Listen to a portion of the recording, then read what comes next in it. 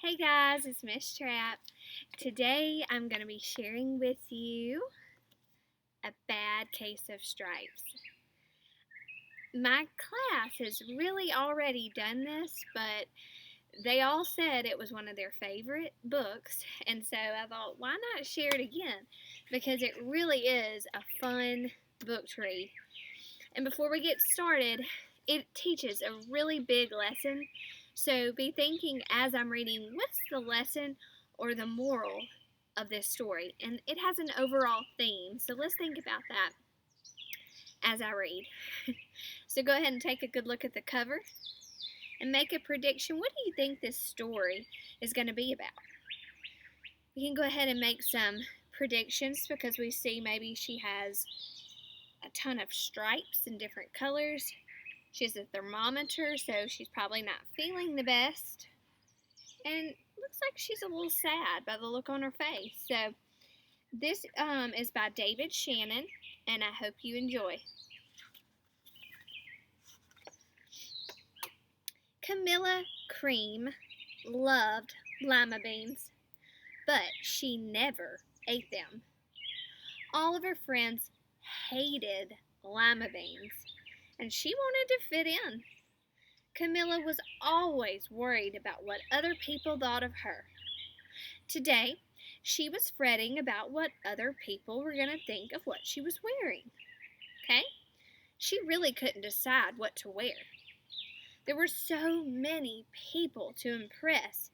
She tried on 42 outfits, but none seemed quite right. So she put on a pretty red dress and looked in the mirror. Then she screamed. Oh no. Her mother ran into the room, and she screamed too. "Oh my heavens!" she cried. "You're completely covered with stripes!" This was certainly true. Camilla was striped from head to toe. She looked like a rainbow. All right, what type of figurative language? She looked like a rainbow.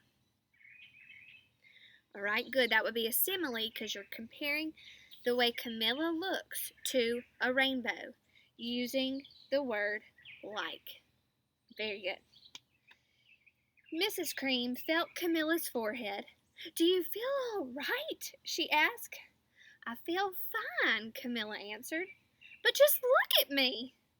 "You get back in bed this instant," her mother ordered. "You're not going to school today." Camilla was relieved. She didn't want to miss the first day of school, but she was afraid of what the other kids would say.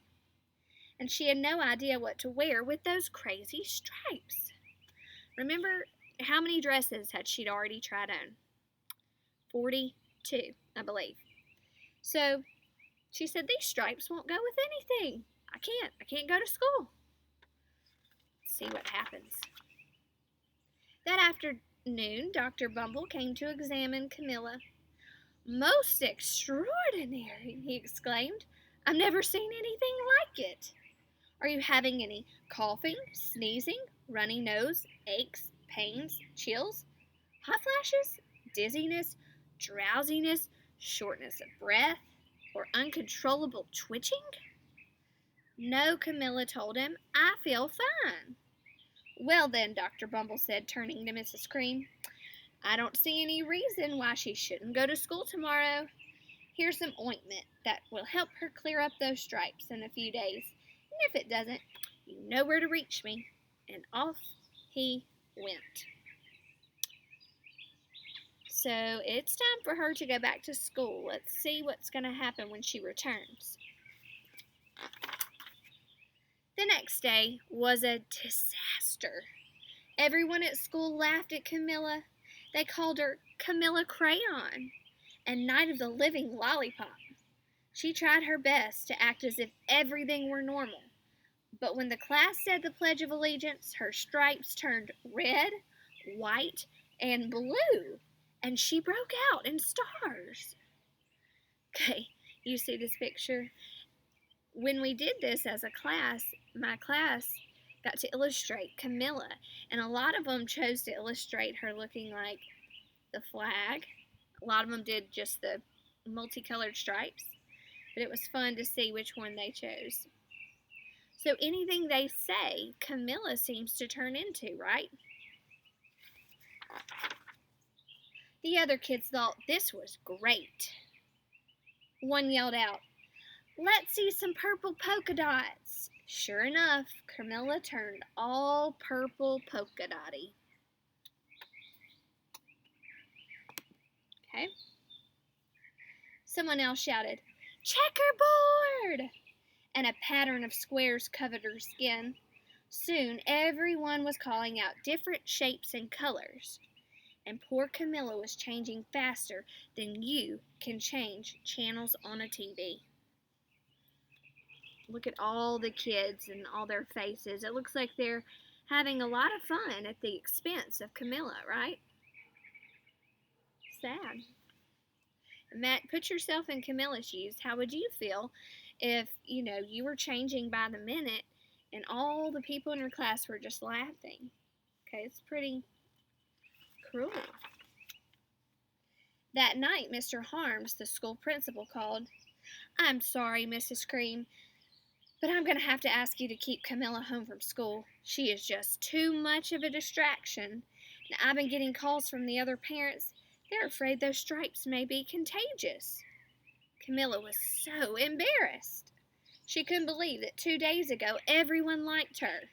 Now nobody wanted to even be in the same room with her. Her father tried to make her feel better. "Is there anything I can get you, sweetheart?" he asked. "No, thank you," sighed Camilla. What she really wanted was a nice plate of lima beans. But she had been laughed at enough for one day. So is she ever going to admit that she really likes lima beans?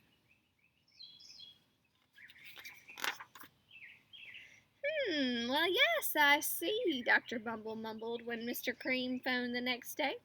"I think I'd better bring in the specialist. We'll be right over."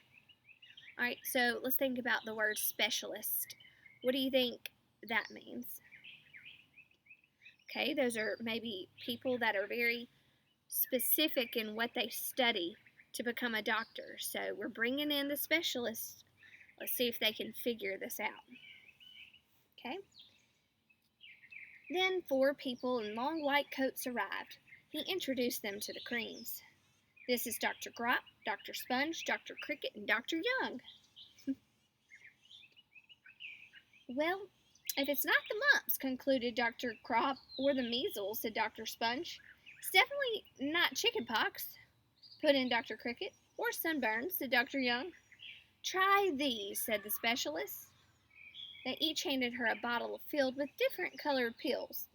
"Take one of each before bed," said Dr. Gropp. Then they filed out the front door, followed by Dr. Bumble. So their solution was what? They just gave her a bunch of medicine and said, "Take this and you should be better in no time." Let's see if they were right. Does it look like it? No, not quite. That night, Camilla took her medicine. It was awful. When she woke up the next morning, she did feel different. But when she got dressed, her clothes didn't fit right. She looked in the mirror, and there, staring back at her, was a giant multicolored pill with her face on it. Oh, this is a disaster, isn't it?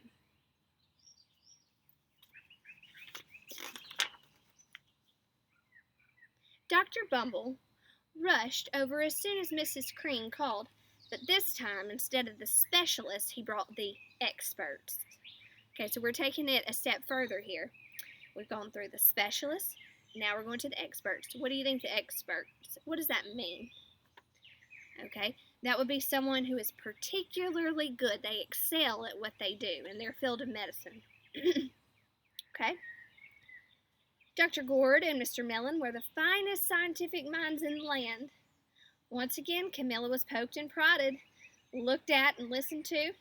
The experts wrote down lots of numbers. Then they huddled together and whispered. Dr. Gourd finally spoke. "It might be a virus," he announced with authority. Suddenly, what's going to happen next? Fuzzy little virus balls appeared all over Camilla, or possibly some form of bacteria. Oh my goodness. So they shouldn't have said that because now she's going to start turning into that as well. Okay? Or it could be a fungus. And then she was covered with different colored fungus blotches. The experts looked at Camilla, then at each other. We need to go over these numbers again back at the lab. We'll call you when we know something. But the experts didn't have a clue, much less a cure.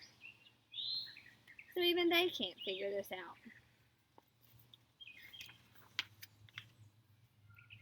By now, the TV news had found out about Camilla. Reporters from every channel were outside her house, telling the story of the bizarre case of the incredible changing kid. Soon, a huge crowd was camped out on the front lawn.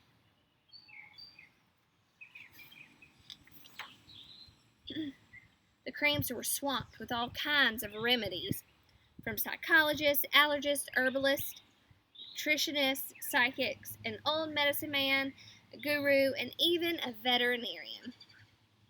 Each so-called cure only added to poor Camilla's strange appearance, until it was hard to even recognize her. She sprouted roots and berries and crystals and feathers and a long furry tail, but nothing worked.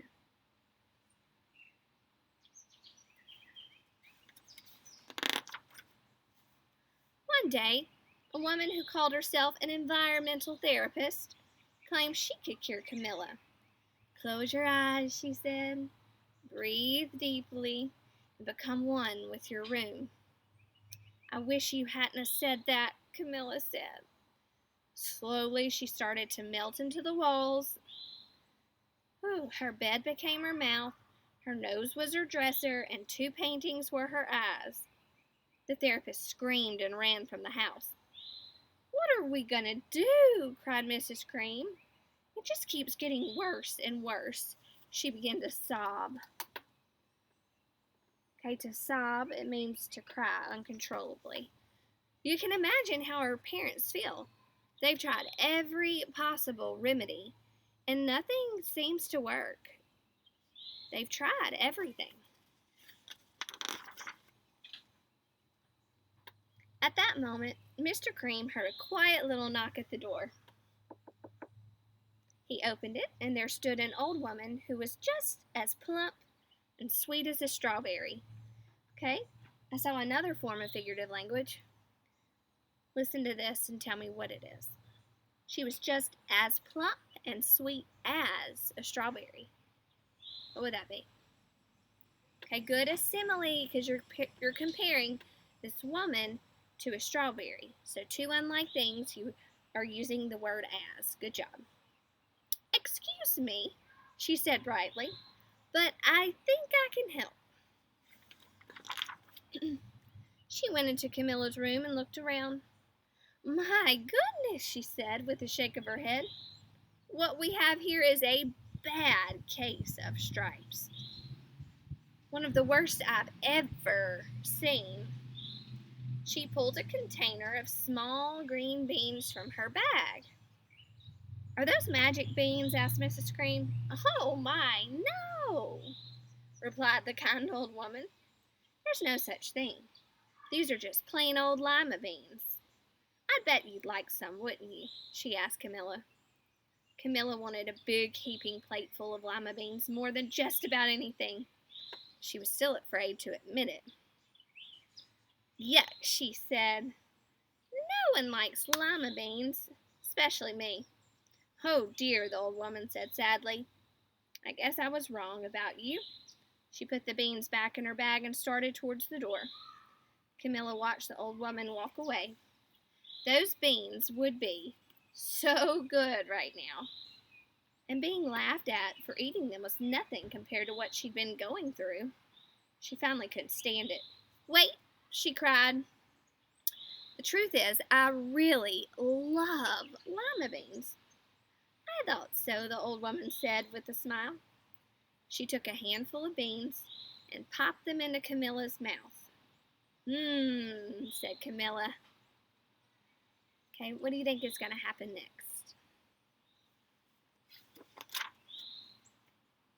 Suddenly, the branches, feathers, and squiggly tails began to disappear. Then the whole room swirled around. When it stopped, there stood Camilla, and everything was back to normal. "I'm cured!" she shouted. "Yes," said the old woman. "I knew the real you was in there somewhere." She patted Camilla on the head. Then she went outside and vanished into the crowd.